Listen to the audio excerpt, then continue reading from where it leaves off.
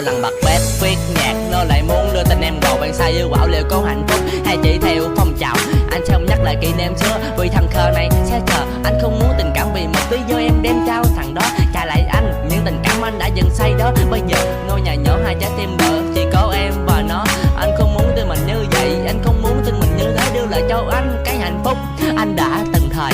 Em nghĩ sao cũng được, tình cảm anh đưa anh sẽ không bao giờ lừa vì một lý do nhỏ mà giờ anh đã thành người thừa. Anh xin lỗi em, anh đã không làm được điều anh nói. Hạnh phúc nhớ em, anh chỉ biết nói bấy nhiêu thôi.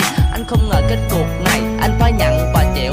Anh không ngờ tình cảm bao lâu nay chỉ nhận được một chiều. Anh đã sai, anh đã thua quen sao yêu ảo, ai biểu anh yêu thiệt rồi đỡ được gì mà trái tim đã bị tê liệt. Giờ em theo người ấy có vui như bên anh không người. Thằng cờ này vẫn nhớ em nhiều lắm. Vậy là ta đã xa nhau hết rồi. Em một đường anh một đường hết cuộc tình. Rồi một lần tình cờ đôi ta quen nhau qua Facebook, và cuộc sống ảo nó bắt đầu và đã cho anh biết được từng cảm xúc. Nào là thương, nào là nhớ, và để chờ hình bóng em. Và trong mong từng giây từng phút anh sẽ được bên cạnh em, để quan tâm chăm sóc cho em, để luôn cho em được hạnh phúc. Nhưng anh đây lại không ngờ sự thật đã làm anh ngã gục. Còn tim anh nó cứ đau đớn và cứ oán trách là tại sao anh vẫn cứ mãi yêu dù anh biết đó chỉ là giả tạo. Đúng là cuộc sống ảo chẳng có gì là thật lòng, tất cả những gì anh nhận được đó cũng chỉ là con số không. Em thử nghĩ có bao giờ em quan tâm anh điều gì chưa, hay chỉ là một cách thương hại rồi em cho nó là quá dư thừa nhân tình với anh được một chút rồi em bảo rằng là em bận, trong khi đó em lên Facebook đăng ta tốt cần người quan tâm. Anh không ngờ em lại như vậy, em dối lừa anh như vậy sao?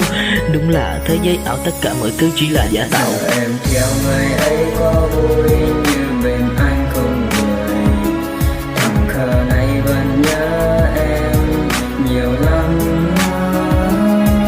Vậy là ta đã xa nhau hết rồi. Em một đường anh một đường hết cuộc tình. Phải qua rất nhiều lời inbox chúng ta PM. Anh còn nhớ tin khi đó anh ơi em muốn làm quen. Có thứ gì đó trong em làm anh như bị cuốn hút vậy. Em như hình màu lý tưởng làm trái tim nhỏ bé anh đây. Bao đêm ta thức đợi chờ tin nhắn của người trong mơ. Ôm chăn chảy nước mà anh cứ ngỡ. Ôm em tập tiết vui đùa giật mình bừng tỉnh chẳng thấy em đâu. Kỷ niệm khi đó trong anh sẽ mãi hằn in sâu. Những ca từ, những câu hát dành tặng tất cả cho em. Và những câu nói, những lời hứa hẹn vui vẻ biết mấy. Vậy mà giờ đây khi em không còn hứng thú với cách nói chuyện của anh, em nói chúng ta chia tay. Oh shit motherfucker. Lúc này trông anh giống như một thằng khờ, mặt anh cứng như cây cơ, người anh như đứng chơi chơ, hồn anh như bơ phở, đặt dấu chấm hết cho cuộc tình ảo trong mơ. Giờ em theo người ấy có vui như bên anh không người. Thằng khờ này vẫn nhớ em nhiều lắm.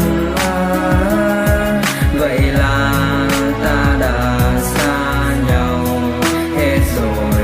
Em một đường anh một đường hết cuộc tình. Giờ em theo người ấy có vui như bên anh không người.